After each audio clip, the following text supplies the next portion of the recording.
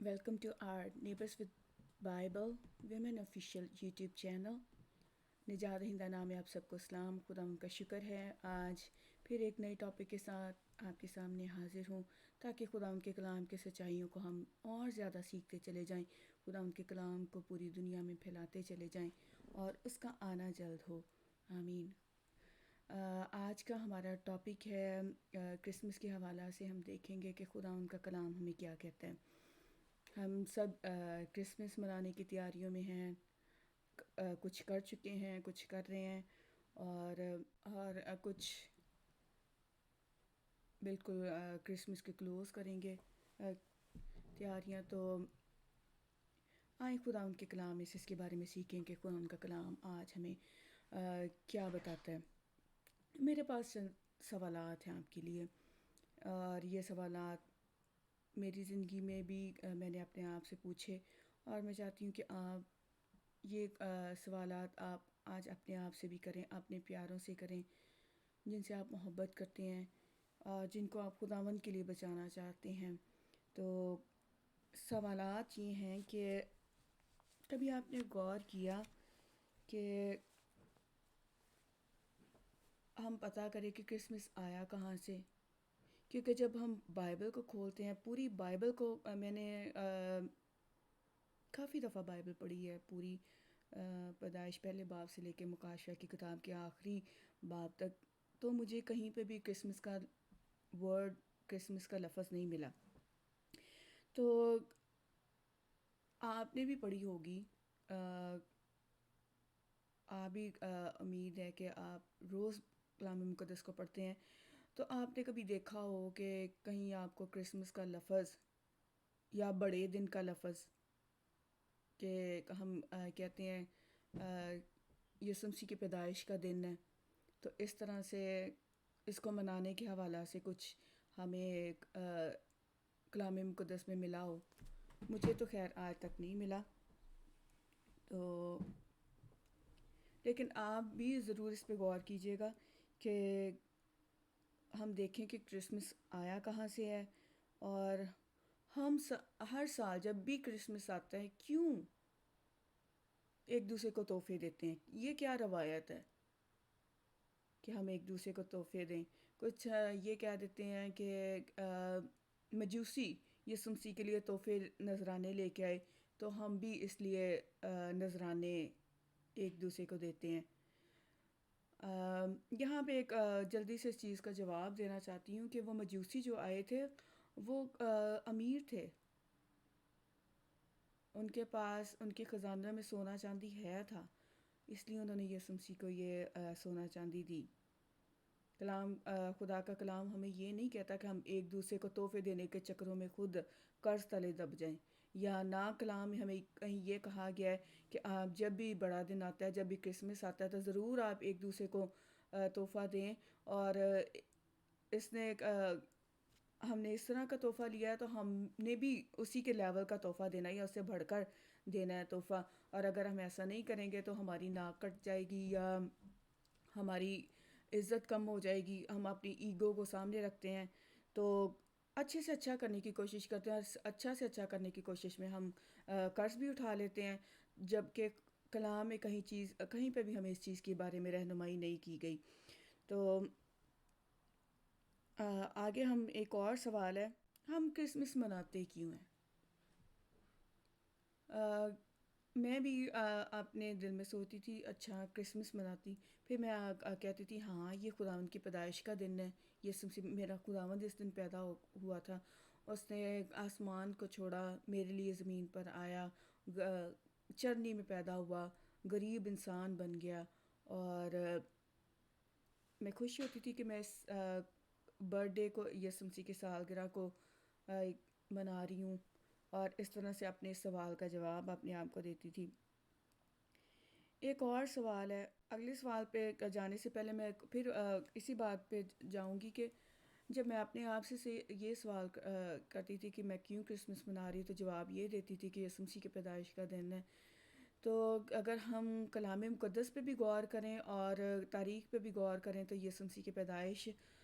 25 दिसंबर को नहीं हुई थी, آپ سرچ کریں، آپ کو انٹرنیٹ پہ بہت زیادہ اس طرح کا مواد ملے گا جہاں پہ خدا کے خادمین اس بات کو بتا رہے ہیں کہ یسوع مسیح کی اصل پیدائش کرسمس 25 دسمبر کو نہیں ہوئی تھی۔ اور آج ہم بھی کلام میں سے سیکھیں گے کہ کلام کے مختلف حوالوں سے، مختلف باتوں سے، کہ واقعی کیا آیا یسوع مسیح کی پیدائش یا دسمبر کے مہینے میں ہوئی تھی یا نہیں ہوئی تھی۔ آگے ہم ایک اور سوال ہے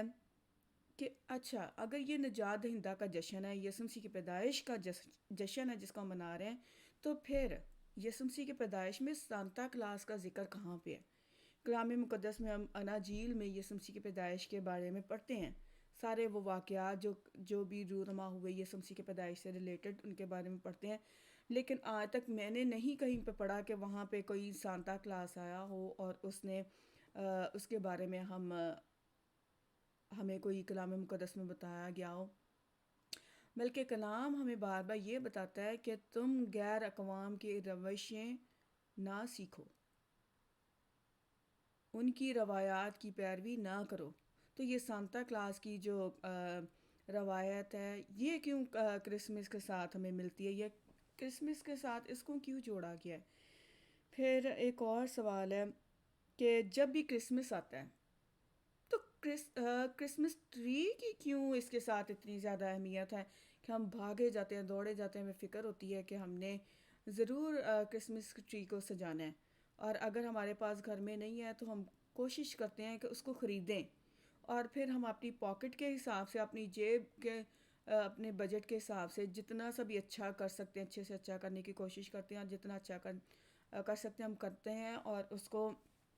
لے کے آتے ہیں، ہم اپنے گھروں میں لے کے آتے ہیں، اپنی عبادت گاہوں میں لے کے آتے ہیں، جہاں پہ بھی اگر ہم عبادات کرتے ہیں، بہنیں جہاں پہ بھی عبادت کرتی ہیں وہ وہاں پہ اس کرسمس ٹری کو اس ہال میں جہاں پہ بھی وہ عبادت کا ان کا ہال ہے سجاتی ہیں، وہاں پہ اس کے رکھتی ہیں۔ اور پھر گرجا گھر میں بھی ایسا ہوتا ہے کہ ہم اچھے سے اچھا، جتنا اچھا بڑا چرچ ہے وہاں پہ اتنا بڑا کرسمس ٹری سجایا جاتا ہے، اس کی ڈیکوریشن کی جاتی ہے، اس پہ رنگ برنگی چیزیں لگائی جاتی ہیں۔ تو سوچنے کی بات یہ ہے کہ کرسمس ٹری کا یسوع مسیح کی پیدائش سے کیا تعلق ہے، اور دیکھیں گے کہ کلام ہمیں اس کے بارے میں آج کیا کہہ رہے ہیں۔ اور پھر یہ ہے کہ ٹری نہ صرف یہ درخت جو ہے وہ لگایا جاتا ہے، اب بجائے یہ کہ پہلے ہوتا تھا کہ جو اصل درخت ہوتے تھے ان کو گملوں میں لگا لیتے تھے اور ان کو سجا لیتے تھے، پھر یہ تھا کہ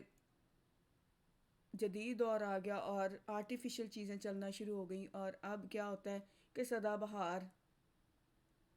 آرٹیفیشل کرسمس ٹری مل جاتا ہے، اور ہر سال اس کو ہم سجا لیتے ہیں، اور پھر نہ صرف اس کو اپنے گھروں میں رکھتے ہیں بلکہ اس پہ رنگ برنگی چیزیں جو ہیں، خاص طور پہ گولڈن کلر کی اور سلور کلر کی لگاتے ہیں، تو اس پہ اور بھی چیزیں جو ہیں، جرابیں خاص طور پہ لگاتے ہیں، مختلف طرح کی بیلز لگاتے ہیں۔ یہ ساری چیزیں ان پہ غور کریں گے کہ یہ کہاں سے آئیں، اور کیا ان کا یسوع مسیح کی پیدائش کے ساتھ کوئی تعلق ہے یا نہیں ہے، کلام کے ساتھ کوئی تعلق ہے یا نہیں ہے۔ تو کبھی کبھار یہ سوالات جو ہیں ہمارے خود سے بھی خدا کا روح ہمارے دلوں میں ڈالتا ہے، ہم اپنے آپ سے کرتے ہیں، لیکن پھر ہم ان سوالات کو یہ کہہ کر اپنے ذہنوں سے جھٹک دیتے ہیں کہ ان پر غور کرنے سے ہمیں کیا ملے گا، کیا فائدہ ہوگا، میں بھی کیوں آپس میں بحث کر رہے ہیں، یا میں کیوں اس کے بارے میں سوچ رہا ہوں، اور پھر ہم یہ کہہ کے اپنے آپ کو اس سے جان چھڑا لیتے ہیں سوال سے، یا اپنی اس گفتگو کو ختم کر دیتے ہیں کہ سارا زمانہ یہ کر رہا ہے، بڑے سے بڑے پاسٹر یہ کر رہے ہیں، پوری دنیا میں لوگ یہ کر رہے ہیں، آپ دیکھو انٹرنیٹ پہ امریکہ میں، انگلینڈ میں، اور جتنے بھی دوسرے بڑے بڑے ممالک ہیں ان میں دیکھیں کتنی کتنی ڈیکوریشن ہوتی ہے، کتنا کچھ ہو رہا ہے۔ تو جیسے دنیا چل رہی ہے ہم بھی ویسے ہی چل رہے ہیں، جو بڑے بڑے پاسٹر یہ کام کر رہے ہیں تو ہم بھی ویسے ہی کر رہے ہیں، اور اس طرح سے ہم اس سوال کا اپنے آپ کو یہ جواب دے کر اپنے سے جان چھڑا لیتے ہیں۔ ہاں، سوچنے کی بات یہ ہے کہ ہم کلام میں سے غور کریں کہ کلام آج ہمیں کیا کہتے ہیں۔ وقت آ گیا ہے کہ ہم ذرا رکیں، زندگی کی اس طویل دوڑ میں ہم دوڑے تو جا رہے ہیں، لیکن ہم اب رکیں اور سوچیں کہ ہماری حقیقی نجات کا مقصد جو ہے، جس کے لیے نجات دہندہ حقیقت میں دنیا میں آیا، وہ پورا ہوا ہے یا نہیں، اور کیا اس کی پیدائش سے ریلیٹڈ ہم دنیاوی روایات کو اپنائے ہوئے ہیں، یا حقیقی جو نجات کا مقصد ہے وہ ہماری زندگی میں پورا ہوا ہے۔ ان ساری چیزوں پہ ہم غور کریں گے، اور اس مقبول ترین جشن کو جو پوری دنیا میں منایا جاتا ہے، جس کو کرسمس کہا جاتا ہے، اس پہ نظر ڈالیں گے، اور اپنے آپ سے اور اپنے پیاروں سے یہ سوالات بھی کریں گے۔ اور پہلے تو ہم بائبل میں ڈھونڈیں گے نا کہ دیکھیں کہ بائبل میں کرسمس کا لفظ ہے یا نہیں ہے۔ مجھے تو کہیں نہیں ملا، اور آپ کو بھی یقیناً نہیں ملے گا، تو لیکن بے شک آپ ڈھونڈ سکتے ہیں۔ اور آئے ہم کلام مقدس میں سے دیکھیں کہ کلام ہمیں کیا کہتا ہے۔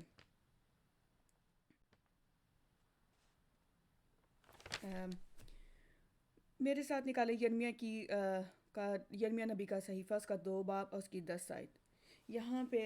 ہم دیکھیں گے کہ خدا کیا کہتے ہیں۔ پھر ہم کہاں سے کرسمس آیا، کرسمس کا لفظ کہاں سے آیا، اور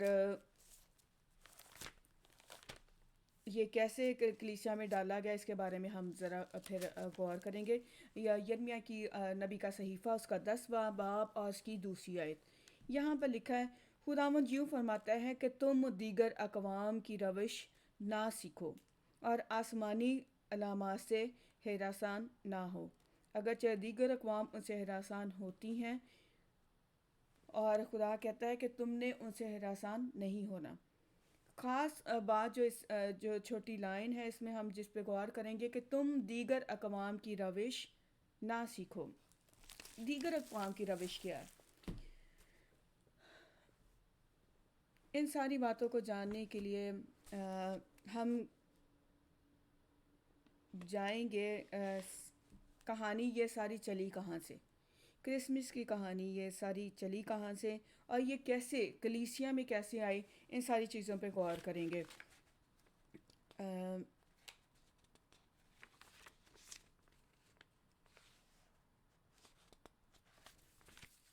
جب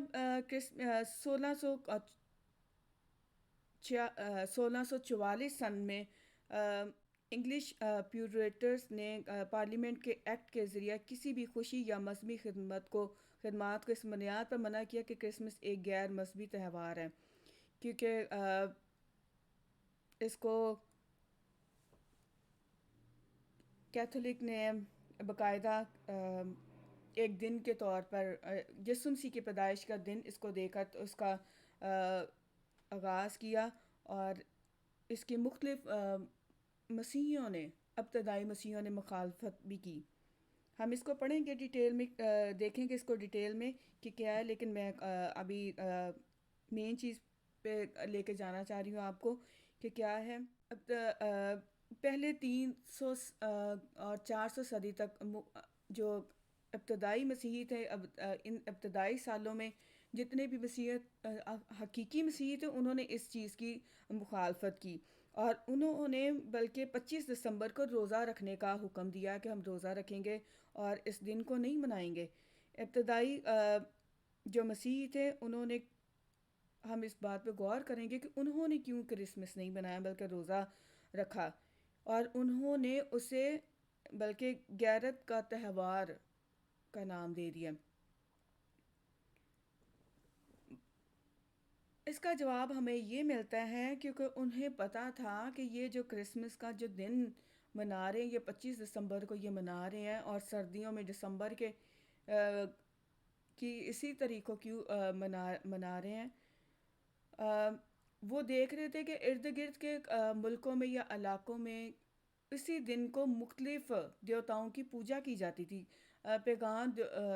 جو آپ پیغان گاڈس آپ کہہ سکتے ہیں، یا قدیم زمانہ کے دیوتا کہہ سکتے ہیں۔ تو ان دنوں میں مختلف ممالک میں مختلف ناموں سے ان دیوتاؤں کی پوجا ہوتی تھی، اور خاص طور پہ 25 دسمبر کو ہوتی تھی، جس میں سے سورج دیوتا کی پوجا ہوتی تھی، اور مختلف ناموں سے مختلف دیوتاؤں کی لوگ جو تھے پوجا کرتے تھے۔ تو اس وجہ سے جو ابتدائی مسیحی تھے انہوں نے اس کی مخالفت کی، اور انہوں نے 25 دسمبر کو اس دن کو روزہ رکھنے کا حکم دیا، تاکہ جو مسیحی ہیں جو حقیقی طور پر اس چیز کو جانتے ہیں وہ اس مسیح کی پیدائش کا نام دیکھ کر اس تہوار کو نہ منائیں، اور انہوں نے اس سے غیرت کا تہوار کا نام بھی دیا۔ ہم اس بات پہ غور کریں گے کہ انہوں نے غیرت کا تہوار اسے کیوں کہا، یا پھر وہ اس چیز پہ راضی کیوں نہیں تھے کہ 25 دسمبر کو ہی مسیح کی سالگرہ منائی جائے۔ تو جب ہم اس غور کرتے ہیں تو یہ اس بات کا جواب ہمیں قدیم وقت پر لے جاتا ہے جب بابل کا آغاز ہوا، اور اس کو ہم کافر عبادت کی عظیم ماں بھی کہہ سکتے ہیں، یعنی بابل جو ہے، جو اس ساری چیز کی آغاز ہے، ساری عبادات کا، کافرانہ عبادات کی جڑ ہے، جس کے لیے خدا نے کہا کہ تم دیگر اقوام کی روش نہ سیکھو۔ تو ہم ذرا اس کہانی پہ غور کریں گے کہ یہ بابل اور ان ساری عبادات کا، ان پیغان گاڈس کا، ان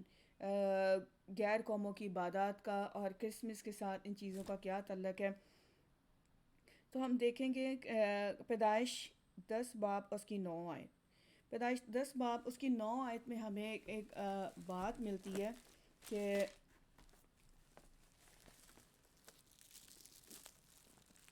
اور کوش سے 8ویں آیت سے پڑھیں گے۔ اور کوش سے نمرود پیدا ہوا، وہ روئے زمین پر ایک سورما ہوا ہے، خداوند کے سامنے وہ ایک شکاری سورما ہوا ہے۔ اس سے یہ مثل چلی کہ خداوند کے سامنے نمرود سا شکاری سورما، اور اس کی بادشاہی کی ابتدا ملک سنار میں بابل اور عرق اور اکاد اور کلنا سے ہوئی۔ اچھا،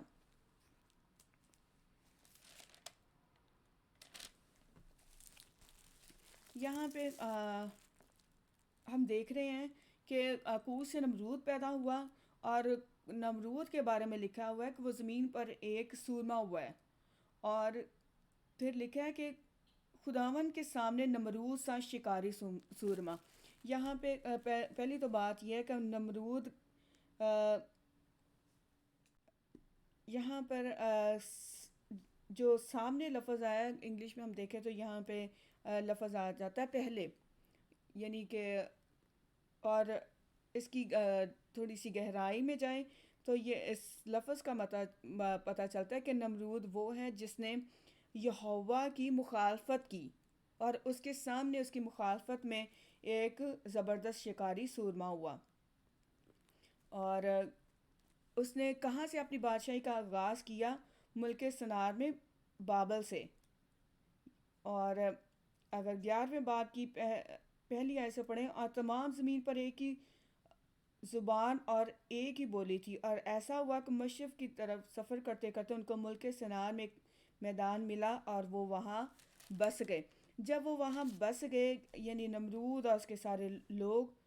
تو وہاں پہ نمرود نے اپنی بادشاہی کا آغاز کیا، اور وہاں پہ اس نے اعلان کیا کہ میں ہی حاکم کل ہوں، میں ہی خدا ہوں، میں سارا کچھ ہوں، اور وہاں پہ اس نے لوگوں کو لگایا کہ وہ اس کی عبادت کریں۔ اور پھر یہاں پہ ہمیں اسی 11ویں باب میں دیکھتے ہیں کہ انہوں نے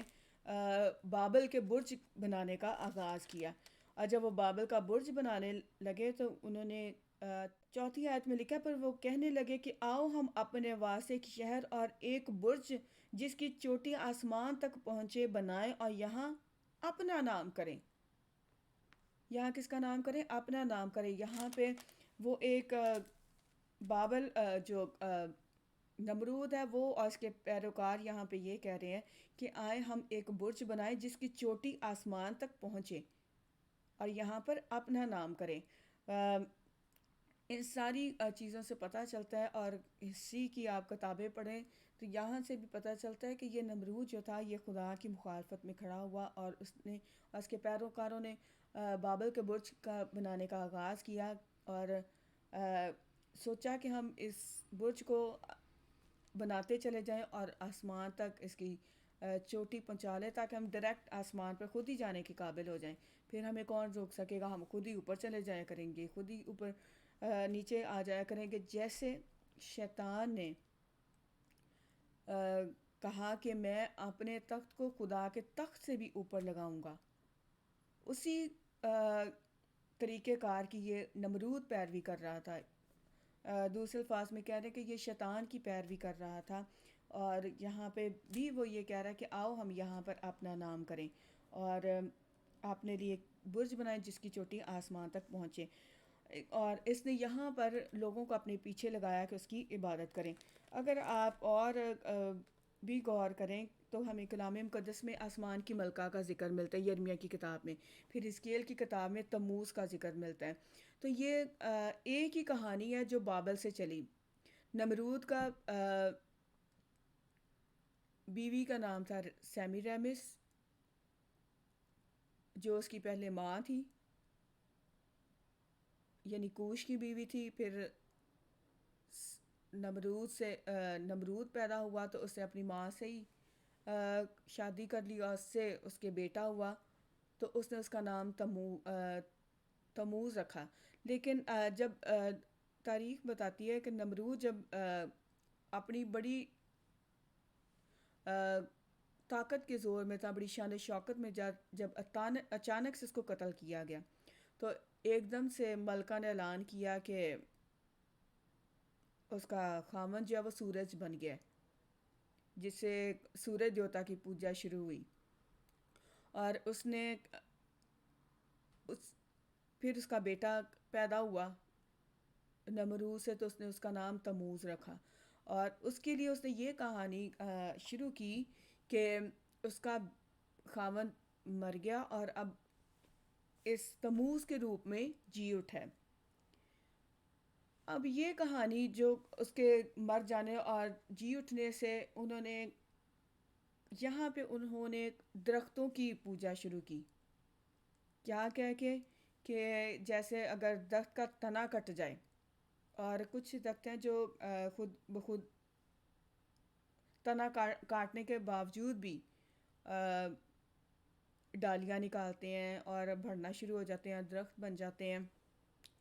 تو سیمی ریمس نے یا اس کے پیروکاروں نے اس بات کو اس کے ساتھ جوڑا اور کہا کہ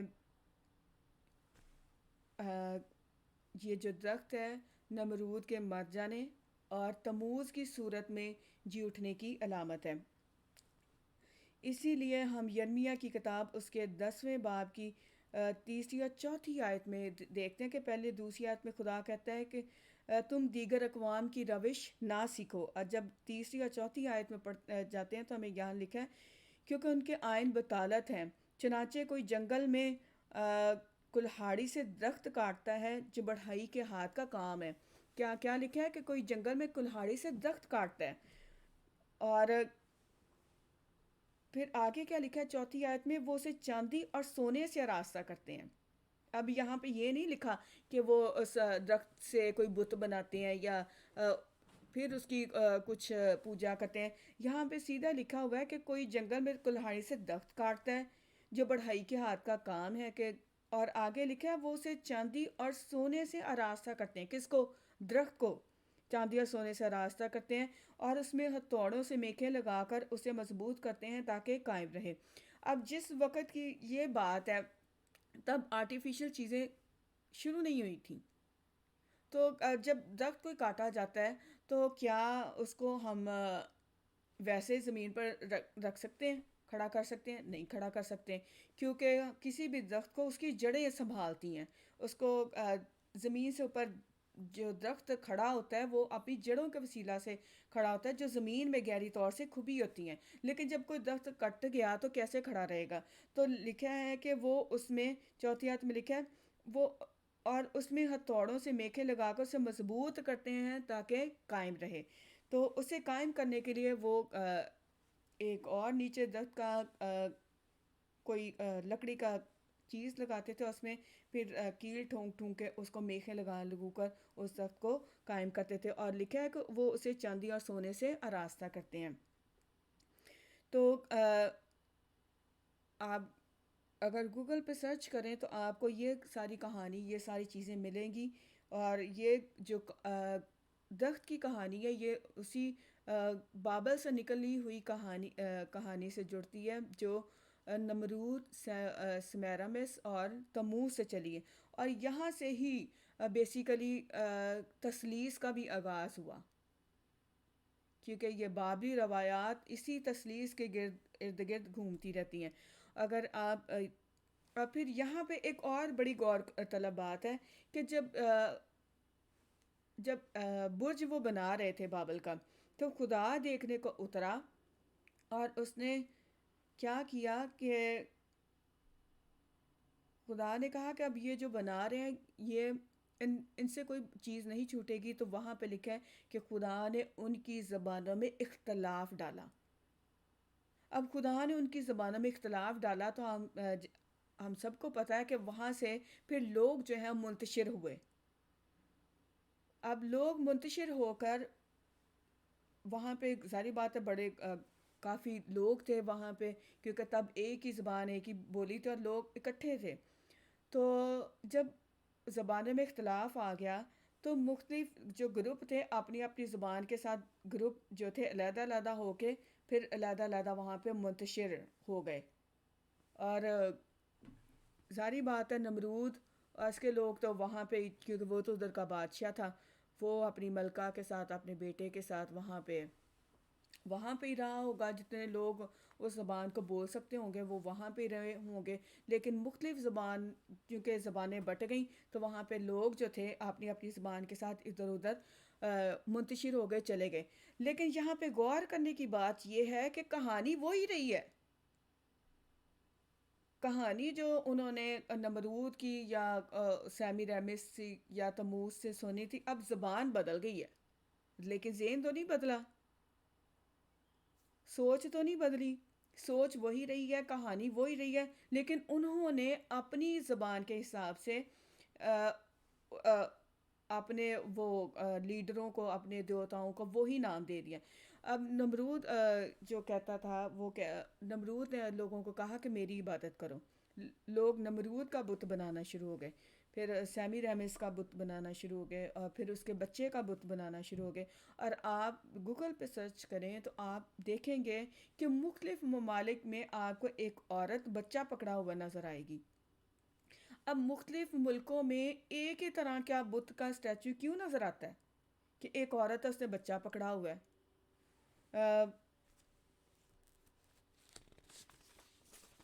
میں آپ کو، اگر میں جلدی سے ان کو صفحے میں دیکھ سکتے، میں آپ کو بتانا چاہتی ہوں کہ مختلف ممالک میں اسی طرح کے بت کا نام کیا ہے، اور چونکہ آپ دیکھیں گے کہ ملکوں کے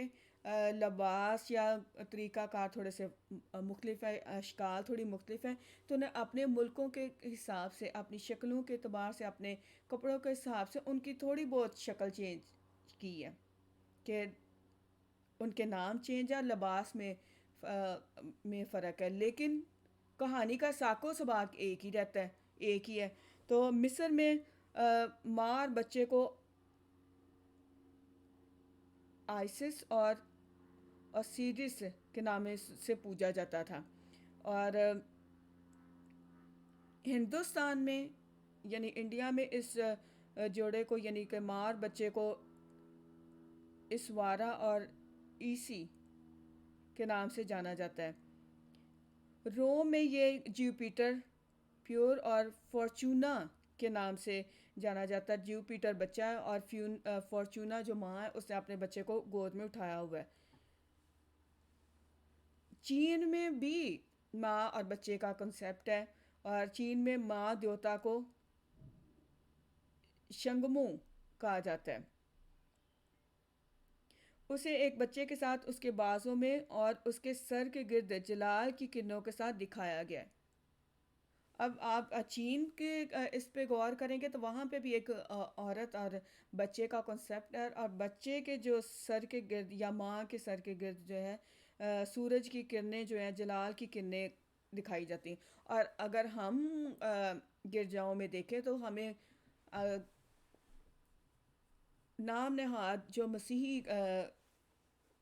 گرجا وہاں پہ بھی اس طرح کے بت کی علامت ملتی ہے کہ ماں اور بچہ نظر آتا ہے، اور جلال کی کرنیں نظر آتی ہیں جو کہ ہمیں چین کے بت میں بھی نظر آتی ہیں، مصر میں بھی نظر آتی ہیں، روم میں بھی نظر آتی ہیں، اور مختلف ممالک میں بھی نظر آتی ہیں۔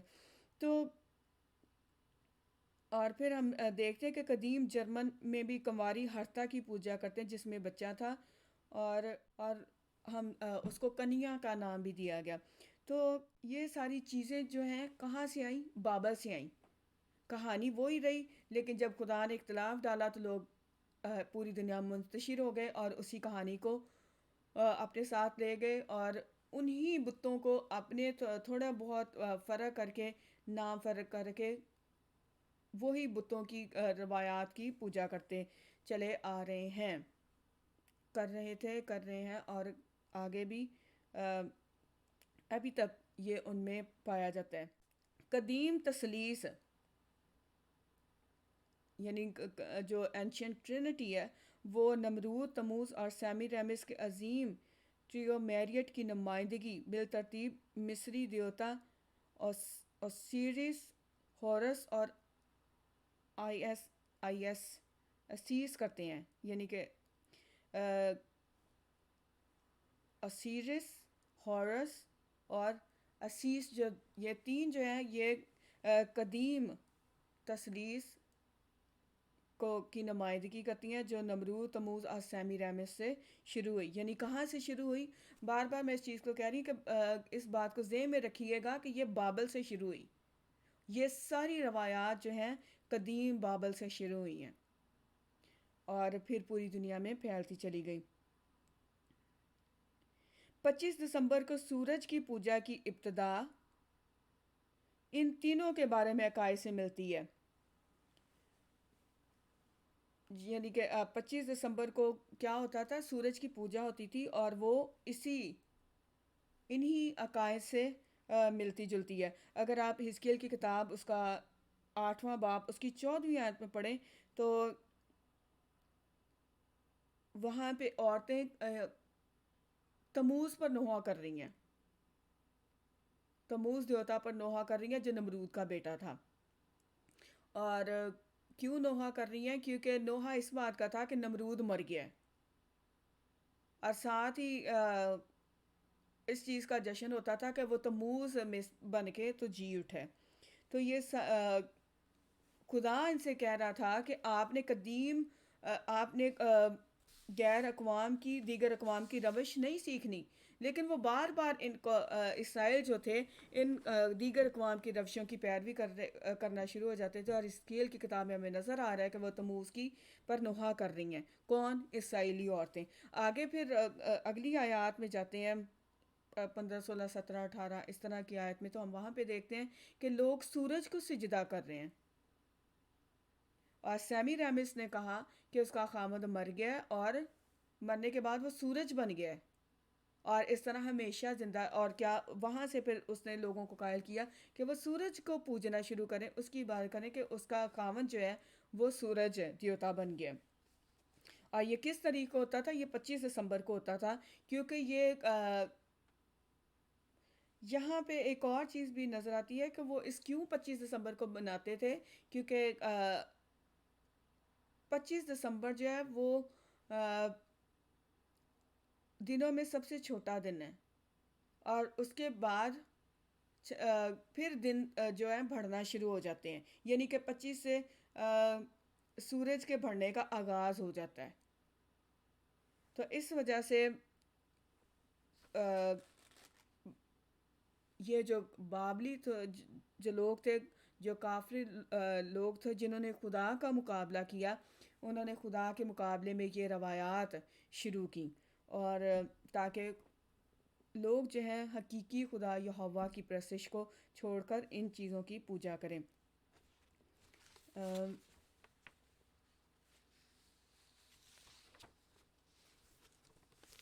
آگے ہم دیکھیں گے،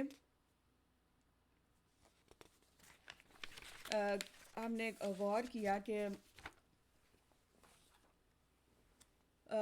یہ جو کرسمس ٹری ہے، ہم نے پہلے سنا کہ یہ جو سیمی ریمس ہے اور یہ بابلی جو کہانیاں اسی سے شروع ہوئیں، نمرود، تموز، اور جہاں پہ انہوں نے درختوں کی پوجا شروع کی. تو سیمی ریمس نے کہا کہ اس کے جی اٹھنے کی وہ جی اٹھے. اس کے جی اٹھنے کی تصویر کشی کے لیے بابلیوں کا خیال تھا کہ ایک سدا بہار درخت مردہ درخت کے تنے سے نکلا ہے. یہ جو کہانی ہے بابل کی، بابل سے چلی نمرود اور تموز کے حوالہ سے، کہ بابلیوں کا خیال تھا کہ ایک سدا بہار درخت جو ہے وہ مردہ درخت کے تنے سے نکلا، یعنی کہ درخت کٹا گیا، درخت مردہ ہو گیا. ظاہری بات ہے، درخت جب کٹ جاتا ہے تو مردہ ہو جاتا ہے، لیکن اس کے تنے سے ایک اور شاخیں نکل آئیں. پرانا سٹیمپ مردہ نمرود کی علامت تھا اور نئے سدا بہار نمرود کو تموز میں زندہ کیا گیا. یہ تھی کہانی. اگر آپ دیکھیں بابل کے اسرار میں، بابل اسرار مذہب صفحہ نمبر 152 پہ، تو آپ کو یہ چیز ملے گی. اور اسی لیے بابلی روایات سے گرین ہولی کا نام بھی چلا، جو کرسمس کے موقع پر مشہور ہے. طویل عرصے سے ابدی زندگی کی علامت رہی ہے یہ گرین ہولی، یعنی کہ کرسمس ٹری جو ہے. اور اس نے نمرود کے دوبارہ جنم کی تصویر کشی میں اہم کردار ادا کیا. اب گرین ہولی جو ہے یہ وہاں سے چلی اور کرتی کرتی کرسمس کی اور یسوع مسیح کے پیدائش کے ساتھ یہ چیزوں کو شامل کر دیا گیا، ان کو جوڑ دیا گیا، اور ہمیں کلیسیاؤں میں نظر آتی ہے. ایک اور حوالہ ہم اس کے لیے پڑھیں گے کہ کیوں خدا نے منع کیا کہ تم میرے مذبح کے قریب تم نے ہرے درخت کو نہیں لگانا، کیونکہ یہ روایات جو تھی ان دیگر اقوام میں پائی جاتی تھی اور خدا نے اپنے لوگوں کو منع کیا. آئے میرے ساتھ نکالے اس تشنہ کی کتاب، اس کا 16 باب، اس کی 21 سے 22ویں آیت. یہاں پہ لکھا ہے، جو مذبح تو بنائے، جو مذبح تو خداوند اپنے خدا کے لیے بنائے، اس کے قریب کسی قسم کے درخت کی یسیرت نہ لگانا. خدا منع کر رہا ہے کہ تم نے خدا کے مذبح کے قریب کسی قسم کے درخت کی یسیرت نہیں لگانی، اور پھر نہ کوئی ستون اپنے لیے کھڑا کر لینا جس سے خداوند تیرے خدا کو نفرت ہے. یہاں پر خدا کیا کہہ رہا ہے کہ تم نے کسی قسم کے درخت کی یسیرت نہیں لگانی، اور نہ کوئی اسی طرح کا ستون جو ہے اپنے لیے کھڑا کر لینا. اب نہ تو صرف خدا نے درخت کہا، بلکہ خدا نے کہا کہ اسی طرح کی کوئی یسیرت بھی نہیں لگانی. تو کیونکہ خدا کو پتا تھا کہ آگے آگے یہ دنیا ترقی کرتی جا رہی ہے، اور پہلے تو اصل درخت کو کاٹ کے میخوں سے جڑ کے لگا لیتے، اور پھر کرتے کرتے یہ کرسمس ٹری تک آ گیا، اور اب آرٹیفیشل درخت باقاعدہ سٹینڈ کے ساتھ ہوتے ہیں اور آپ ان کو جہاں پہ بھی چاہیں کھڑا کر سکتے ہیں. تو خدا ہم یہاں پہ دیکھ رہے ہیں کہ خدا نے تو سخت طور سے اسے منع کیا، اور لکھا ہے 22ویں آیت کے آخری حصہ میں، جس سے خداوند تیرے خدا کو نفرت ہے. خدا تو ان چیزوں سے نفرت کر رہا ہے، اور ہم ان چیزوں کو بغیر جانے، بغیر غور کیے، بغیر سچائی کو تلاش کیے اپنے گھروں میں، اپنے گرجا گاہوں میں، اپنی عبادت کی جگہوں میں لگا کے نہ صرف لگا رہے ہیں بلکہ ان کو ان چیزوں سے سجا رہے ہیں. جیسے وہ لکھا ہے کہ وہ اسے چاندی اور سونے سے آراستہ کرتے ہیں. اور چونکہ اس وقت میں سونا چاندی اہم تھا، لین دین تجارت سونے چاندی کے سکوں سے ہوتی تھی، لیکن اب کے دور میں کیا ہے کہ ہمارے پاس پیسہ ہے، چاہے ہم سونا لگا لیں چاہے ہم پیسہ لگا لیں، ایک ہی چیز ہے کہ پیسے سے ہی ہم سونا خریدتے ہیں، اور ان پیسوں سے ہی ہم اپنی جیب کے حساب سے رنگ برنگی چیزیں خرید لیتے ہیں جو اسی سونے یا چاندی کی چیزوں کی کو ظاہر کرتی ہیں، کیونکہ زیادہ تر چیزیں ہمیں گولڈن یا سلور یا گلٹری طور پہ ہمیں نظر آتی ہیں، جن کو ہم کرسمس ٹری پہ سجاتے ہیں. اور سیکھنے کی چیز یہ ہے کہ خدا نے ہمیں منع کیا کہ ہم نے اسی طرح کے کسی قسم کی جو یہ سیرت ہے یا کوئی چیز جو ہے خدا کے عبادت گاہ میں اس کے مذبح کے پاس نہیں لگانی۔ ابھی ہم جلدی سے غور کریں گے کلام مقدس میں کہ یسوع مسیح کی پیدائش کن دنوں میں ہوئی، ایکچولی کب ہوئی، اور ہم کلام میں مقدس میں سے ثابت کریں گے کہ یہ 25 دسمبر کے مہینے میں جب سخت سردی کا موسم ہے تب نہیں ہوئی تھی۔ جب بھی ہم یسوع مسیح کی پیدائش کی کہانی کو، واقعے کو اناجیل میں سے پڑھتے ہیں تو ہم ایک واقعات کو بڑا دہراتے ہیں۔ بچے جو ہیں اس اس ڈرامہ کو کرتے ہیں اور اس میں بڑے شوق سے حصہ لیتے ہیں، اور ہم لوکا رسول کے انجیل کے دوسرے باب میں پڑھتے ہیں کہ اسی علاقہ میں چرواہے تھے جو رات کو میدان میں رہ کر اپنے غلہ بانی کر رہے تھے۔ تو چرواہے جو تھے جب یسوع مسیح پیدا ہوا میدان میں تھے، تو شاید ایک جنرل نالج کی بات ہے، جو لوگ مویشی پالتے ہیں ان کو پتہ ہے کہ بھیڑ بکریوں کو سخت سردی میں باہر نہیں رکھا جاتا۔ تو فلسطین وہ علاقہ تھا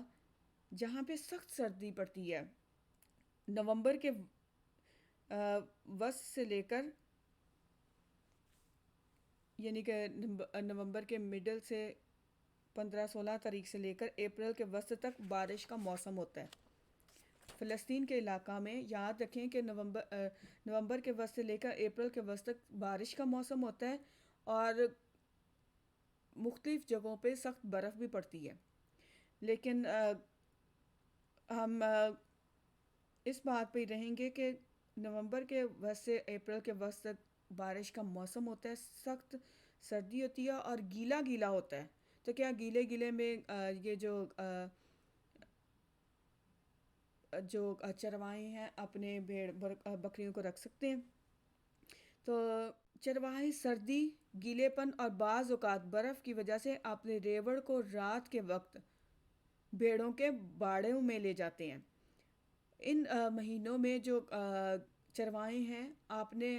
جو بھیڑ بکریوں کو اپنے ان کے باڑوں میں لے جاتے ہیں۔ ہم عزرا کی کتاب اس کے 10ویں باب اس کی 9ویں آیت میں بھی پڑھتے ہیں کہ جب لوگ جو تھے یروشلم میں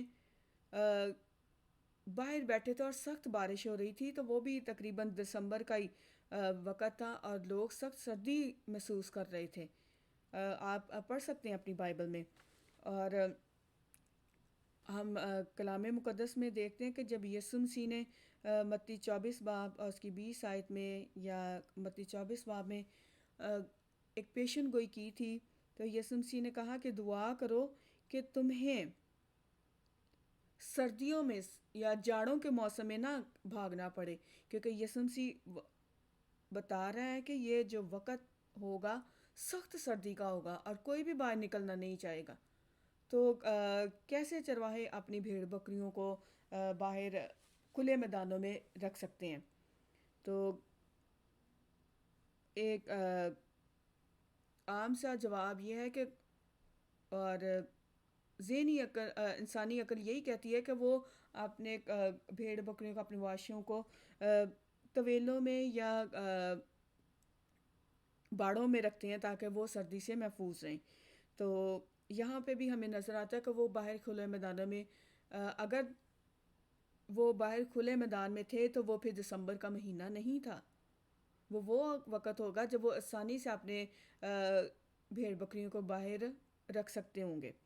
آگے، یسوع مسیح کی پیدائش موسم خزاں میں ہوئی تھی، نہ کہ موسم سرما میں۔ بھیڑیں ابھی تک کھلے میدانوں میں تھیں۔ اس سارے واقعے سے ہمیں پتہ چلتا ہے کہ بھیڑیں کھلے میدانوں میں تھی، تو یسوع مسیح کی پیدائش دسمبر میں نہیں ہوئی ہوگی۔ لیکن ہم دوسرے حوالوں سے غور کریں گے کہ یسوع مسیح کی پیدائش موسم خزاں میں، یعنی سپٹمبر کے آخر میں اور اکتوبر کے شروع میں ہوئی تھی۔ اور ان دنوں کے یہودیوں میں یہ ایک قدیم روایت تھا کہ وہ اپنی بھیڑوں کو فسح کے موقع پر کھیتوں اور صحراؤں میں بھیجتے تھے۔ اب پہلی بارش کے آغاز پر انہیں گھر لاتے تھے، کہ وہ ان کو واپس گھروں میں لانا شروع ہو جاتے تھے جب سردی کے موسم کا آغاز ہونا شروع ہو جاتا تھا۔ اور دوسری بات یہ ہے کہ جب یسوع مسیح کی پیدائش ہوئی اس وقت جو سیزر اگسطس جو تھا فلسطین سے ٹیکس وصول کر رہا تھا، اور فصل کاٹی جا چکی تھی، اور فصل کٹنے کے موقع پر ٹیکس وصول کیا جاتا تھا. تو یوسف اور مریم بھی جو تھے بیت لحم کا سفر کیا انہوں نے، اور وہاں پہ اور مختلف لوگ بھی وہاں پہ گئے تھے. کچھ لوگ ٹیکس دینے، کچھ لوگ جو تھے خیموں کی جو عید ہے اس کے لیے وہاں پہ اس سرائے میں جمع تھے. اس وجہ سے یوسف اور مریم کو سرائے میں جگہ نہ ملی. تو یہاں پہ ایک اور غور طلب بات یہ ہے کہ ٹیکس وصول کر رہا تھا سیزر اگسٹس. تو بلوے کے یا آپ دیکھیں گے کہ جب یسوع مسیح کو پکڑوایا گیا تو بلوے ہونے کے ڈر، یعنی کہ دنگا فساد ہونے کے ڈر سے انہوں نے یسوع مسیح کے پکڑوانے کا جلدی سے یسوع مسیح کی سزا کا اعلان کیا، تاکہ اور جب ہم پلاطس کو دیکھتے ہیں تو جو رومی حکومت تھی لوگوں کے دنگا فساد سے ڈرتی تھی یا بچنے کی کوشش کرتی تھی. تو کیسے وہ سخت سردیوں میں لوگوں کو اعلان کر سکتی ہے کہ وہ آئیں جی اور ٹیکس دیں. تو ان چیزوں سے بھی ہمیں پتہ چلتا ہے کہ مریم اور یوسف جس وقت انہوں نے سفر کیا وہ نارمل موسم ہوگا. اور دوسری بات یہ ہے کہ ٹیکس وہ اکٹھا کیا جاتا تھا فصل کاٹنے کے بعد. جب فصل کٹی نہیں تو لوگ کیسے ٹیکس ادا کریں گے؟ تو جب فصل کٹ جاتی تھی لوگ فصل بیچتے تھے، تو پھر اس پر جو جتنا ٹیکس آتا تھا وہ اپنا ٹیکس جمع کروانے کے لیے اپنے اپنے علاقوں میں جاتے تھے. ایک اور چیز پہ بھی ہم غور کریں گے کہ یسوع مسیح یوحنا بپتسمہ دینے والے سے 6 ماہ چھوٹا تھا. اور جب فرشتہ زکریا کے پاس آیا تو وہ اس وقت یروشلم کی ہیکل میں اپنے جو ڈیوٹی پر موجود تھا، جو اس کی عبادت کے فرائض بنتے تھے وہ اس وقت اپنی عبادت کے فرائض پورا کر رہا تھا. اور کہنوں کو سال میں 2 بار ایک ہفتے کے لیے فرائض انجام دینے کی ضرورت تھی. ہر ایک جو تھی کی باری آتی تھی، ہر ایک گروپ کی اپنے گروپ کے حساب سے باری آتی تھی. اور ابیا جو تھا اس کے خاندان کی جو تھی وہ سال کے 8ویں ہفتے میں باری آتی تھی. اس کے لیے آپ حوالہ پڑھ سکتے ہیں کہ چونکہ زکریا ابیا کے خاندان سے تھا تو آپ پہلا تواریخ اس کا 24 باب اور اس کی 10ویں آیت میں دیکھیں تو آپ کو یہ ابیا کے خاندان کا ذکر ملے گا. پہلا تواریخ اس کا 24 باب اور اس کی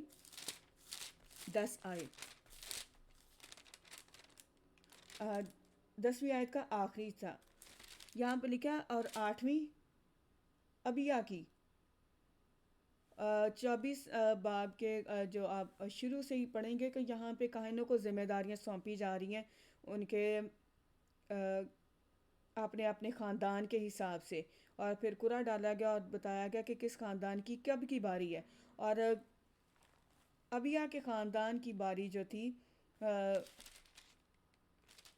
وہ 8ویں تھی، اور یہ آتی تھی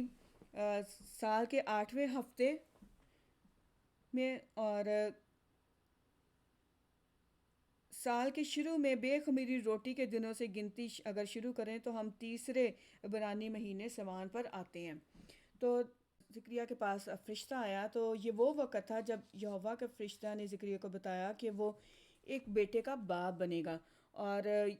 لوکا رسول کے انجیل اس کے پہلا باب اس کی 14ویں اور اسی طرح سے اس باب میں ہم ساری کہانی کو پڑھتے ہیں تو وہ جب اس کی ڈیوٹی ختم ہوئی تو وہ اپنے گھر گیا، اور پھر الزبتھ حاملہ ہوئی. اور ہم دیکھتے ہیں کہ یہ اس ساری طریقوں کے حساب سے یہ ہمارے جون کے وسط یا آخر کے بارے میں تھا، جب الزبتھ حاملہ ہوئی. ہمارے جون کا مہینہ یا اس کے آخر کا وقت بنتا ہے، جون کے آخر کا. اب حمل کی مدت میں 9 مہینے لگ جاتے ہیں. تو اگر جون کے آخر سے شروع کریں یا جون کے وسط سے شروع کریں تو یہ کرتے کرتے ہم مارچ میں آ جاتے ہیں، جب یوحنا بپتسمہ دینے والا پیدا ہوا. یعنی کہ مارچ کے تقریباً مارچ کے مہینے میں یوحنا بپتسمہ دینے والا پیدا ہوا. تو آگے ہم لوکا کی انجیل اس کا پہلا باب اس کی 36ویں آیت میں غور کریں کہ یسوع جو ہے یوحنا سے 6 ماہ چھوٹا تھا. تو 6 ماہ بعد نجات دہندہ پیدا ہوا. تو مارچ سے لے کر اگر ہم اگلے 6 ماہ تک کا حساب لگائیں تو یہ ستمبر کے آخر میں یا اکتوبر کے پہلے حصے میں بنتا ہے. تو یسوع مسیح کی پیدائش جو ہے وہ ستمبر کے آخر میں یا اکتوبر کے پہلے ہفتے میں بنتی ہے، ان ساری باتوں کے مطابق اگر دیکھیں تو. اور پھر یہ ہے کہ ہم اس بات سے بھی اگر اندازہ لگائیں کہ یسوع مسیح کی زندگی کے دن کتنے تھے، 3.5 سال. اور جب یسوع مسیح نے خدمت کا آغاز کیا تو وہ 30 سال کا تھا. اور پھر فصح کی عید کے موقع پر یسوع مسیح کو لٹکایا گیا اور وہ ہمارے گناہوں کے لیے اس نے اپنی جان دی. تو جو کہ اپریل کے موسم بہار میں آتا ہے. تو اپریل سے شروع ہو کر اور اس کی سالگرہ کے 6 مہینے پیچھے گنتے ہوئے ہم خزاں کی تاریخ پیدائش کے ساتھ ختم ہوتے ہیں. یعنی کہ اگر ہم اپریل سے جب فصح کی عید ہوتی ہے تو وہاں سے پیچھے گنتی کرتے جائیں، 3.5 سال کا وقت گنیں، 33.5 سال کا. تو کرتے کرتے ہم اسی خزاں کے موسم ہی آ جاتے ہیں کہ اس جو سپتمبر کے آخر میں اکتوبر کے پہلے ہفتے میں ہوتا ہے، تو تب یسوع مسیح کی پیدائش کا وقت بنتا ہے. تو ہم اس بات پہ غور کریں گے تو پھر 25 دسمبر کو مسیح موعود کے یوم پیدائش سے کیسے جوڑا گیا. الیگزینڈر ہسلو بیان کرتا ہے کہ 4 صدی سے پہلے سے بہت پہلے اور خود ابتدائی مسیحی دور میں سے بھی بہت پہلے، 4 صدی سے بھی بہت پہلے اور خود مسیحی دور سے بھی بہت پہلے، سال کے اس عین وقت پر قوموں میں ایک تہوار منایا جاتا تھا. کون سا تہوار منایا جاتا تھا؟ آسمان کی بابل کی ملکہ کے بیٹے کی پیدائش کے اعزاز میں یہ دن منایا جاتا تھا. اور اس کو سمجھا جاتا تھا کہ یہ صلح کرانے کے لیے یہ تہوار ہے، یا مختلف طرح کا طریقوں سے یہ تہوار جو تھا لوگ مناتے تھے. 400 صدی پہلے اور ابتدائی مسیحی دور سے بہت سالوں پہلے یہ لوگوں میں یہ تہوار منایا جاتا تھا. اور پھر اسی تہوار کو رومن چرچ نے اپنایا اور اسے باقاعدہ طور پر مسیح کی پیدائش کا نام دے دیا. آپ دیکھ سکتے ہیں انسائکلوپیڈیا 2 بابل صفحہ نمبر 93 پہ. در حقیقت کیتھولک انسائکلوپیڈیا انضمام کی تصدیق کرتا ہے. اگر آپ سرچ کریں تو کیتھولک جو ہے، جو ان کا انسائکلوپیڈیا، وہ اس بات کی تصدیق کرتا ہے اور انہوں نے کہا کہ 25 دسمبر کو مسیح کی پیدائش منائی جائے. انکانکرڈ سن، یعنی کہ انکانکرڈ جو یعنی کہ ناقابل تسخیر سورج کا دن تھا یہ، جس کی تہوار منایا جاتا. تو اسی دن کو انہوں نے کہا کہ 25 دسمبر کو ہی ہم یسوع مسیح کی پیدائش کو منائیں گے. اور مصر میں یہ کیا جاتا تھا کہ 25 تاریخ تموز یعنی اوسیرس دسمبر کو پیدا ہوا. اس کے مطابق مصر میں بھی اسی دن کو بڑا شاندار جشن ہوتا تھا، لوگ عید مناتے تھے، اکثر سورج کی طرح شاندار کے طور پر اس کو پیش کیا جاتا تھا۔ آگے ہم بڑھتے جاتے ہیں تو دیکھتے ہیں کہ شہنشاہ کانسٹنٹین کی طرف سے اتوار کو یوم خداوندی کا اعلان کیا گیا اور اس کی چھٹی کا قانونی حکم دیا گیا، اور اس کے ساتھ ساتھ مینیکزم میکینزم کے اثر کے ساتھ، جس نے یہوہ کے بیٹے کو جسمانی سورج کے ساتھ شناخت کیا۔ تو ممکن ہے چوتھی صدی کے عیسائیوں نے یہوہ کے بیٹے کی سالگرہ کو جسمانی سورج کے ساتھ منانے کی مناسبت محسوس کی ہو، کہ جب شہنشاہ نے یہ اعلان کیا تو پھر انہوں نے کیا کیا کہ یسوع مسیح کے اتوار کو بھی جسے سنڈے کہتے ہیں، تو سنڈے کو وہ سورج کے دن کے طور پر یادگاری کرتے تھے، اور نہ صرف یہ بلکہ اس نے 25 دسمبر کو بھی باقاعدہ طور پہ یسوع مسیح کی پیدائش کا دن کا نام دے کر تو اس کی پھر اس کی سالگرہ کو منانے کا اعلان کیا۔ میسوپوٹامیہ کے عیسائیوں نے اپنے مغربی بھائیوں پر بت پرستی اور سورج کی پرستش کا الزام لگایا کہ انہوں نے اس کافرانہ تہوار کی پیروی کرنا شروع کر دی ہے، کہ یہ تو کافروں کا بت پرستوں کا تہوار ہے 25 دسمبر، تو اس کو یسوع مسیح کی پیدائش کے دن سے کیوں جوڑا جا رہا ہے؟ تو انہوں نے اس کی میسوپوٹامیہ کے جو حقیقی ایماندار تھے انہوں نے اس چیز کی بڑی مخالفت کی، لیکن اس کے باوجود یہ تہوار اتنی تیزی سے مقبول ہوا کہ 16ویں صدی کا پروٹسٹنٹ انقلاب بھی اسے ختم نہ کر سکا، اور کرتے کرتے یہ تہوار جو ہے آپ دیکھتے ہیں کہ پوری دنیا میں پھیل گیا، اور پوری مسیحی جو لوگ ہیں اس دن کو یسوع مسیح کے پیدائش کا نام دے کر اس کو مناتے ہیں۔ اور یہ 25 دسمبر کو کیوں اعلان کیا گیا کہ مسیح کے پیدائش کا دن کہہ کر منایا جائے؟ کیونکہ وہ دیکھ رہے تھے کہ غیر قوموں میں سے بھی لوگ بہت زیادہ مسیحیت کو قبول کر رہے تھے، یسوع مسیح کو قبول کر رہے تھے، تو جو بت پرستانہ لوگ تھے ان کا جو بزنس تھا وہ خراب ہو رہا تھا، لوگ بتوں کی پوجا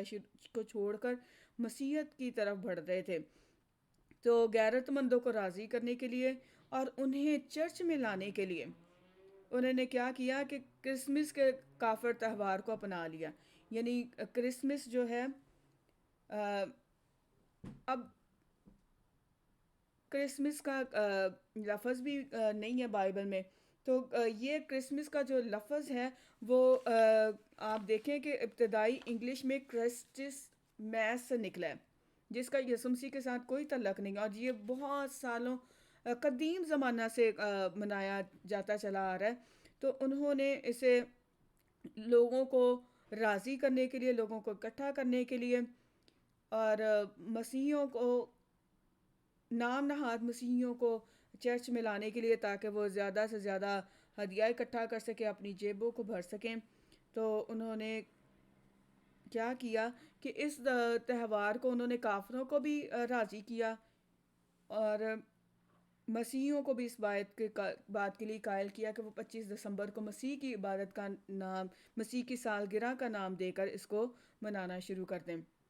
اور اس طرح سے اس دن کا آغاز انہوں نے مسیح کی برتھ ڈے کے نام سے شروع کیا۔ دوسرے لفظوں میں وہ اپنے پیارے پرانے سیٹرنیلیا کے ساتھ ساتھ اپنے نئے عقیدوں کو بھی رکھ سکتے ہیں، محض ایک مختلف نام سے ملبوس، یعنی کہ یہ جو ان کا جو پرانا دیوتا تھا اس کا نام تھا سیٹرنیلیا، جو 25 دسمبر کو جس کی یہ سالگرہ مناتے تھے، اور پھر انہوں نے اس کو نام تھوڑا سا بدلا، اور کہہ لیں کہ کپڑے بدلے، اور اس کو کرسمس کا نام دے کر یسوع مسیح کا پیدائش نہ کہتے ہوئے لوگوں کو اس بات کے لیے قائل کیا کہ ہم جی یسوع مسیح کی پیدائش منا رہے، لیکن روایات، طریقہ کار وہی تھے، رسم و رواج وہی تھے، یعنی کہ درخت کی ڈیکوریشن کر لیں اور تحفے دینا شروع کر دیں، اور مختلف طریقہ کار جو ہم بھی اس موقع پر کرتے ہیں وہ چیزیں ویسی کی ویسی رہیں، اور کرتے کرتے آج بھی کلیسیوں میں اتنی زیادہ پروان چڑھ گئی ہیں کہ انتہا درجے کا پیسہ جو ہے وہ اس ان سارے کاموں پہ لگایا جاتا ہے جس میں یسوع مسیح کی یا خدا کی بڑھائی یا خدا کو جلال کسی بھی طریقے سے نہیں ملتا۔ کرسمس ٹری جو ہے وہ درختوں کی پوجا کے خیال کو دوبارہ سے پیش کرتا ہے، اور اس پہ رنگ برنگے میوہ جات لگائے جاتے ہیں، سنہری گیندے اور خوبصورت چیزیں لگائی جاتی ہیں۔ آپ کو بتاتی چلوں کہ یہ سنہری گری دار جو میوے ہیں اور گیندے ہیں یہ سورج کی علامت ہیں۔ یہ جو گول گول بال سے ہوتی ہیں نا سورج اس کے کرسمس ٹری کے ساتھ جو ہینکی ہوتی ہیں یہ سورج کی علامت ہیں۔ اور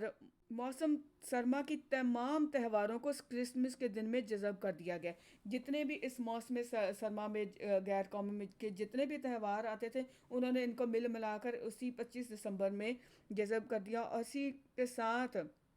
اسی میں سارا کچھ اکٹھا ہی مل ملا کر یہ اس کو مناتے ہیں۔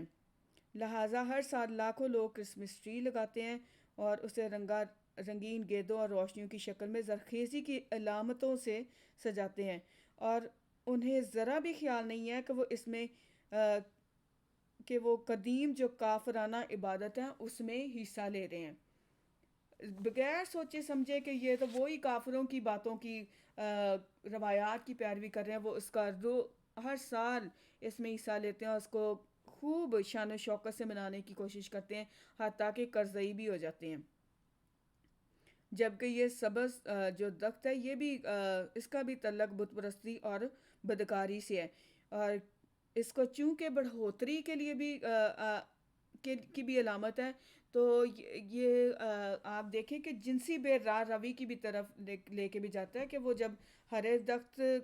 کا استعمال کرتے تھے تو ہمیں نظر آتا ہے کہ کلام میں یرمیہ کی صحیفہ میں تواریخ میں حزقیل میں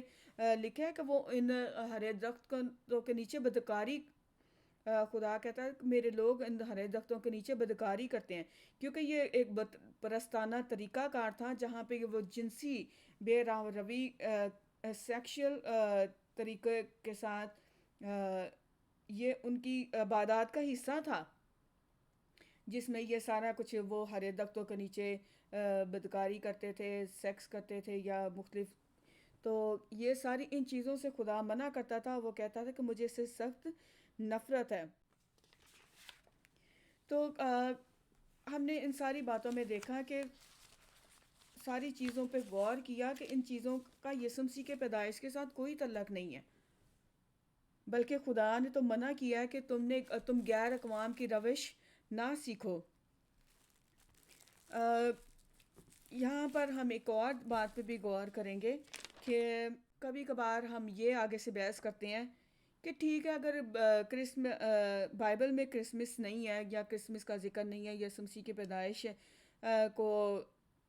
منانے کا ذکر نہیں ہے، تو پھر اس سال کے اس وقت میں دوسروں کے ساتھ بھلائی کرنے میں کیا حرج ہے؟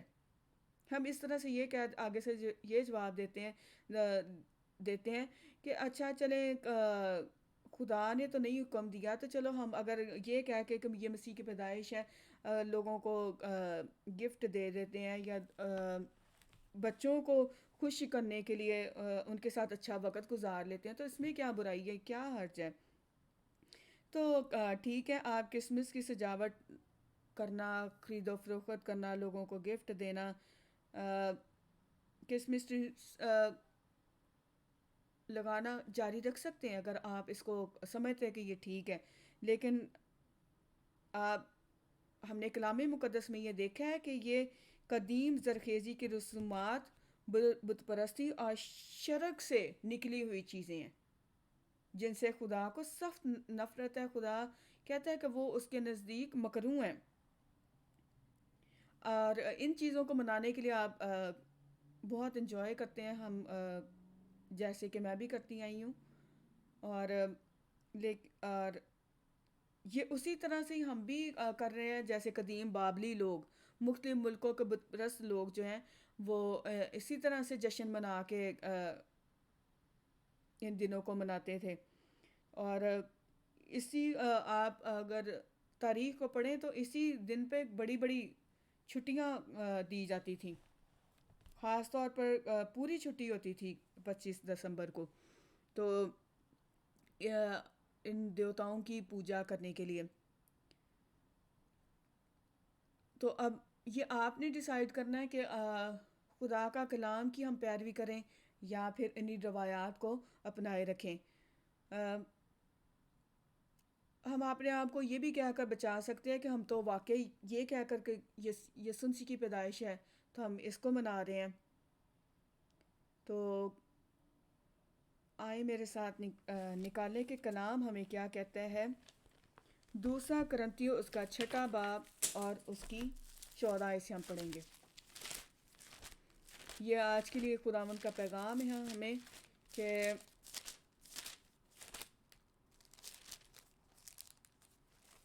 6 باب اور اس کی پہلے 17 آیت پڑھیں گے. اس واسطے خداوند فرماتا ہے ان میں سے نکل کر الگ رہو اور ناپاک چیز کو نہ چھو تو میں تم کو قبول کر لوں گا. یہاں پہ کلام ہمیں بتا رہا ہے کہ ہم نے ان ناپاک چیزوں کو چھونا بھی نہیں ہے، کیونکہ یہ ناپاکی کی علامت ہے. یہ ناپاکی اور بت پرستی سے نکلی ہیں. اور 14ویں آیت سے ہم دوبارہ پڑھیں گے. 2 کرنتھیوں 6 باب 14ویں آیت سے. بے ایمانوں کے ساتھ ناہموار جوئے میں نہ جتو، کیونکہ راست بازی اور بے دینی میں کیا میل جول، یا روشنی اور تاریکی میں کیا شراکت. یہاں پر بڑا گہرے طور پہ ہمیں بتایا جا رہا ہے کہ یہ جو تہوار تھے یہ تاریکی کی علامت ہے، یہ بت پرستی کی علامت ہے، اور یہ تاریکی سے شیطان سے جڑی ہوئی ہیں. تو کلام ہمیں بتا رہا ہے کہ راست بازی اور بے دینی میں کیا میل جول، یا روشنی اور تاریکی میں کیا شراکت، مسیح کا بلیال کے ساتھ کیا موافقت. کہ مسیح کا بلیال کے ساتھ کیا تعلق ہے. یہ تو بلیال جو ہے اسی کی یہی نمرود اور یہ جو سیٹن اور دوسرے نام جو دوسرے تیسرے نام جو ہیں جن کی 25 دسمبر کو سال کی عیدیں ہوتی تھی، تو انہی کا میں سے ایک کا نام بلیال بھی ہے. اس کی بھی 25 دسمبر کو ہی سالگرہ ہوتی تھی. تو مسیح کو بلیال کے ساتھ کیا موافقت، یا ایماندار کا بے ایمان سے کیا واسطہ. میرے خیال میں نمرود کا ہی ایک نام بلیال ہے. تو مسیح کو بلیال کے ساتھ کیا موافقت، یا ایماندار کا بے ایمان سے کیا واسطہ، اور خدا کے مقدس کو بتوں سے کیا مناسبت. خدا کے مقدس کو بتوں کے ساتھ کیا مناسبت. چرچ میں کرسمس ٹری کا جو ایک بت تھا، یعنی تموز اور نمرود کی علامت، عشیرہ کی علامت تھی، اس کا اور اس کی وہ باقاعدہ ڈیکوریشن کر کے اس کو پوجتے. تو اس میں اس کا خدا کے گھر میں کیا کام ہے. خدا اس سے منع کر رہا ہے. ہم نے استثنا کی کتاب میں دیکھا کہ خدا اس سے استثنا 16 باب میں کہ استثنا 16 باب 21-22 میں کہ خدا نے منع کیا کہ تم میرے مذبح کے گرد اس طرح کے درخت کی یہ سیرت نہ لگانا. تو ہم کیوں لگا رہے ہیں؟ خدا تو منع کر رہا ہے. اور خدا کے مقدس کو بتوں سے کیا مناسبت، کیونکہ ہم زندہ خدا کا مقدس ہے. آگے ہمیں یہ بتایا گیا ہے کہ ہم جو زندہ خدا کا مقدس ہیں، تو ہم ان چیزوں کو، ان روایات کی کیوں پیروی کر رہے ہیں جن کو غیر قومیں اپنائے ہوئے تھیں. ہم انہی روایات کو اپنے دل میں کیوں لے رہے ہیں. جب دل میں آتے، ہمارا دل خدا کا مقدس ہے، تو اگر دل میں یہ روایات ہم لے آتے ہیں، ان کو اپناتے، پہلے دل میں اپناتے ہیں تو پھر امپلائے کرتے ہیں، ان کو عمل میں لاتے ہوئے اپنے گھروں میں یہ چیزیں کرتے ہیں نا. پہلے تو یہ ہے کہ ہم نے اپنے مقدس کے دل کے مقدس کو پاک صاف کرنا ہے، اور پھر جب اپنے دل کے مقدس کو پاک صاف کر لیں گے تو ہم اپنے گھروں کو، اپنے گرجا گاہوں کو، اپنی عبادت کی جگہوں کو بھی ان چیزوں سے پاک صاف کریں گے. اور آگے لکھا ہے چنانچہ خدا نے فرمایا میں ان میں بسوں گا، ان میں چلوں پھروں گا، ان میں ان کا خدا ہوں گا اور وہ میری امت ہوں گے. کب؟ جب وہ ان چیزوں سے باز آ جائیں گے. کیونکہ آگے 17 آیت میں لکھا ہے اس واسطے خداوند فرماتا ہے کہ ان میں سے نکل کر الگ رہو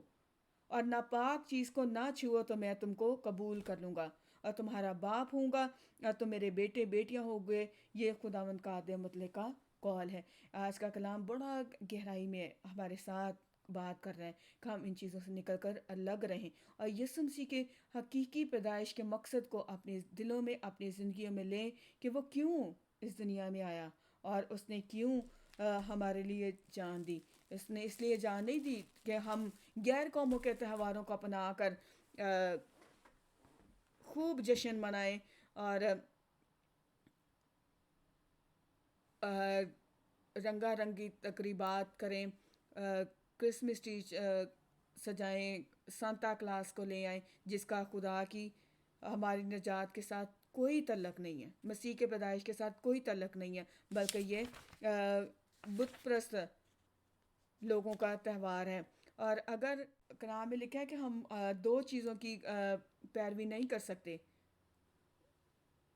ایک کو چھوڑیں گے اور دوسرے کے ساتھ ملے رہیں گے, یا تو ہمیں حقیقی خدا باپ کی پیروی کرنی ہے اور یا پھر ہم ان رسومات کے ساتھ چمٹے رہیں. ہم ایک ہی ٹائم پہ دو چیزوں کی پیروی نہیں کر سکتے. آئیں خدا ان کے کلام پہ غور کریں, اور اگر خداوند کے کلام سے آپ کو برکت ملی ہے تو میں امید کرتی ہوں کہ آپ خداوند کے کلام کی ان باتوں کو اپنے دوستوں کے ساتھ شیئر کریں گے, اپنے بہن بھائیوں کے ساتھ شیئر کریں گے. اور کلام مقدس میں سے ہمیں نیک سامری کی تمثیل میں پتہ چلتا ہے کہ یسوع مسیح نے کہا کہ اچھا